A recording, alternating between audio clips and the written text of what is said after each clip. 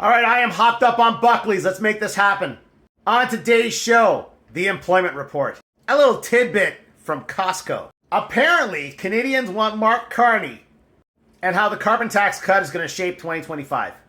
Let me start with the employment report. Canada added 76,000 jobs and the unemployment rate fell to 6.6%. We have a long way to go from where we were before this rate hiking cycle. Like 6.6% is still higher than it was 1 year ago, but at least we're going in the right direction now.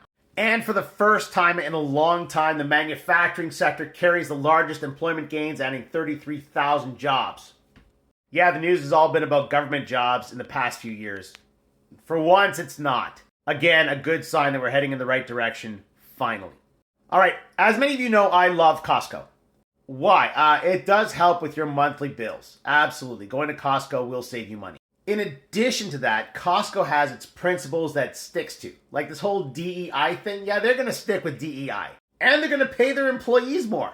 Go woke, go broke. That is, unless you're Costco. Yeah, that's Costco over the last year. That's Costco over the last 5 years. It makes you think that maybe winning at capitalism is about creating a good product and offering value to your customers. It's not about being a slimy piece of shit. Who would have thought? Canadians picked Mark Carney over Pierre Poilievre and the rest, according to Nanos. Yeah, no surprise there. Now, I'd like to make a statement, all right?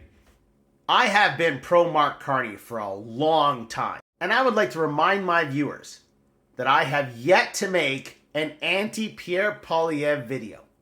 But on the other side of the political spectrum, I have yet to see one supportive Pierre Poilievre video and a whole bunch of anti-Mark Carney videos. If both the right and left are focusing on Mark Carney, then Mark Carney is the obvious answer. I'm just saying the obvious. If Pierre Poilievre had the answers, everyone would be talking about Pierre Poilievre. Folks on the right would be extolling his virtues. And folks on the left would be talking him down. But everyone from the right to the left are talking about Carney. Now it's funny because carbon tax Carney, one of his first promises was to get rid of the carbon tax. Why? Because that's good government. Many of you started watching me because I was critical of the Liberal government.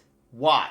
Because in bad times you cut taxes. In good times you increase taxes. The taxes you pull in during good times are put away to help basically ride out the storm during bad times. We were going through bad times with rate hikes, etc., etc., etc., and the Liberal government decided to keep increasing the carbon tax. What has Mark Carney said he wants to do? He wants to get people paid more, just like I said. He wants the middle class taxes cut, just like I said.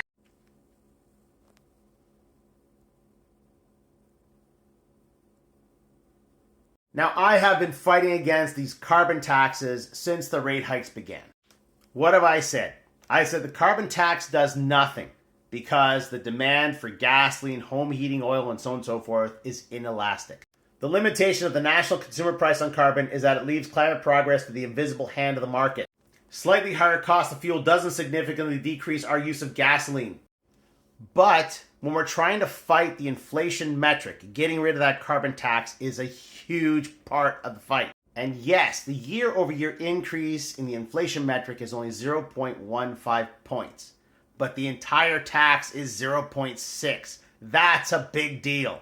Eliminating the tax would create a one-time drop of 0.6 percentage points for that entire year, for the whole 12 months. So each month in that year would be 0.6 points lower than it would have been with the tax in place. So December would have been 1.2 if we killed the tax. So these on-again, off-again tariffs are a problem, yes, but the underlying issue is that we are desperately close to being in deflation. I know that sounds like a wonderful thing, but as I've been saying for many years, these inflation numbers have nothing to do with consumer products. Being in deflation is a problem. It's not good for you. It leads to job losses. It leads to a terrible economy. Now, those of you who've been following me for a long time know that I have been very critical of Tiff Macklem and his choices. I believe he followed the United States into deep water when we should have stopped increasing rates. I believe he held on to high rates for too long. I believe we should have started cutting rates sooner and progressed slower. And for his entire tenure, the biggest criticism lobbed at Tiff Macklem is that he's no Mark Carney.